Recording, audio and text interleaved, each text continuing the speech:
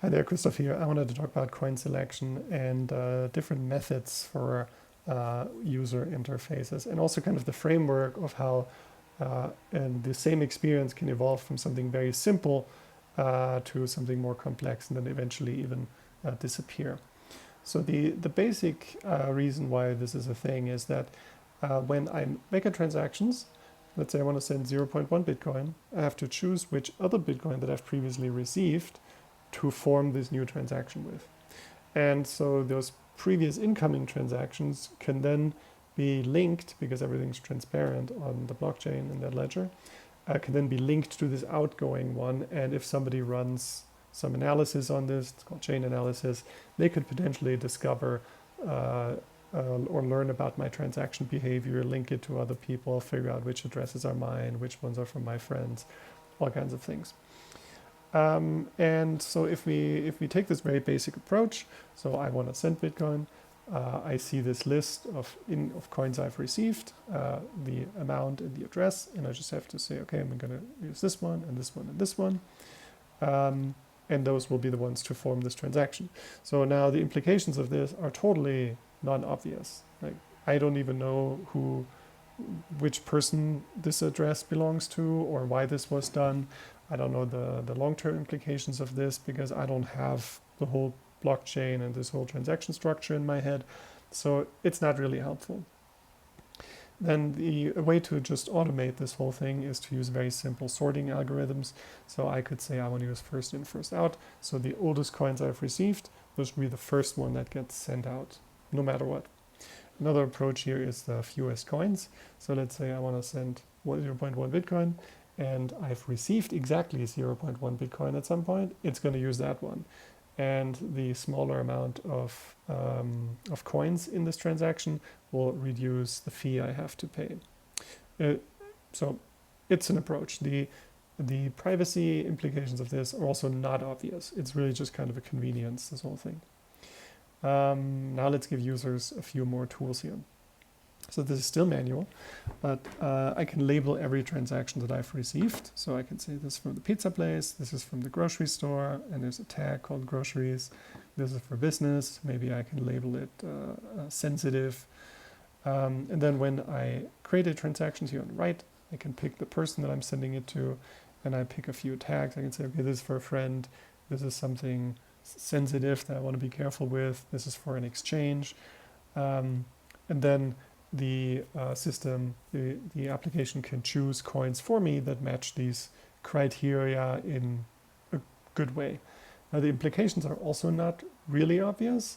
It really just kind of depends on how well users organize their transactions. So the good thing is this also helps people manage their money. So I can easily see, okay, how much did I spend on groceries? How much did I spend? How much did I get from exchanges? And then there can be some type of analysis happening using these tools to then figure out which coins to pick. So that's one approach. Another approach here is the smart automation. And if you're familiar with Apple Photos, sometimes Apple Photos runs in the background and it analyzes all your photos on your device. So the analysis it doesn't happen in the cloud, it happens on your device, and it goes through all the photos, picks out all faces, tries to match faces to specific people. So it could say, okay, these 5 photos here, there's this same person that I'm seeing in here. And then it might ask you, okay, who is this person? There are 5 photos here. Or they might say, hey, are these 5 new photos here also from this person, if the person's already in your contacts?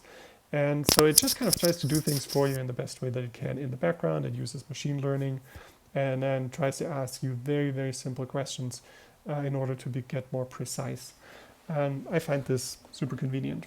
So this is basically like running chain analysis on your own device in a private fashion. So let's say we have a Bitcoin or coin privacy helper. At the beginning, it would be analyzing your coins. That way it looks through all of your transactions, all your coins received. It tries to trace back all of the other outputs and inputs from previous transactions, try to find certain patterns. Maybe it also analyzes any data you've already added to transactions. And then if it needs more data, it could look like this. So, okay, this transaction here does not have any information added. If you label those, I can do my job better. And I can say, okay, this is from a friend, Beatrice Phillips, and it's sensitive because it was for something personal that I don't want the world to know about. So just very simple. And in this case, there would be 6 transactions. It wants me to add more data to, and once I've done that, it can go away and it can do some more analysis. And then let's say it provides me with a summary here. So it just says, okay, your privacy level is good or it's poor, and what that actually means. And then I have one option that says, okay, increase, make it better.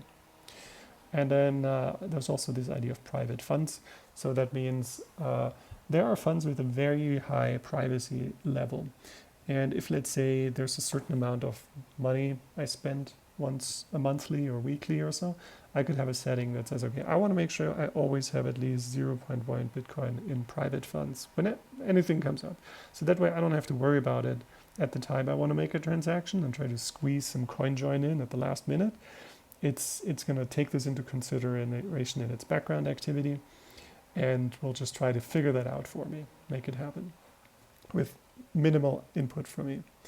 So let's say I've increased it, and then I have a good privacy level, and I have 0.03 Bitcoin in private funds that are considered private, where if I suspend those to anyone, they're not going to be able to really learn much about how I spend my money.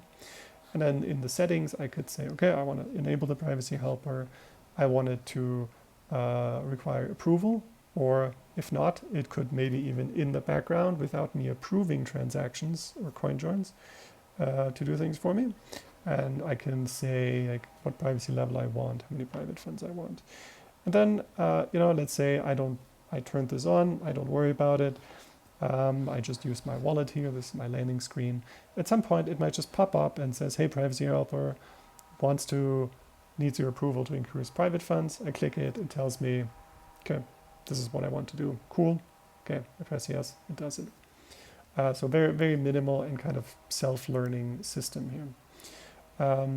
And then, ideally at some point, no UI might even be needed. Maybe this is not even a thing anymore because it could be so well automated. So this could go 2 ways. Either the tech somehow gets so good that you don't need a UI, and this could be done in a whole bunch of different ways, from switching wallets to the first time you set up your wallet, your initial transactions, maybe, I don't know, all kinds of things. Or it could also take the route that after the privacy helper asking you for a few things, you just never see it again because it kind of works so well by itself. So that's kind of the idea, that you don't have to worry about it. Whether we can get there, I don't know. And the other thing here is if you kind of consider this a progression from everything being done manually on the left, and the user has to know exactly what they want to happen in this system, what they want the short and long-term effects to be, and kind of plan ahead super well, to this last solution with minimal input, to it not even being a thing that anybody ever deals with. I'm wondering what else could this apply to. I think Lightning channel management could be one of those things. Currently, even in tools like Umbrel, you need to manually set up channels, and you make sure you have now inbound and outbound liquidity. There are a lot of tools that can help you manage channels. If you use something like Moon, that doesn't even exist in the interface. It's completely hidden from you, which they need to pull off a lot of tricks in the background. And I've personally had an issue where small transactions failed because of something around channel management that was done in the background. And then I'm wondering what other areas of the Bitcoin experience that could potentially be added to, where we do things currently manually, but they're kind of going to go away over time. First they get smarter, and then they kind of go away. So just something I'm thinking about. Curious what your thoughts are. Thanks.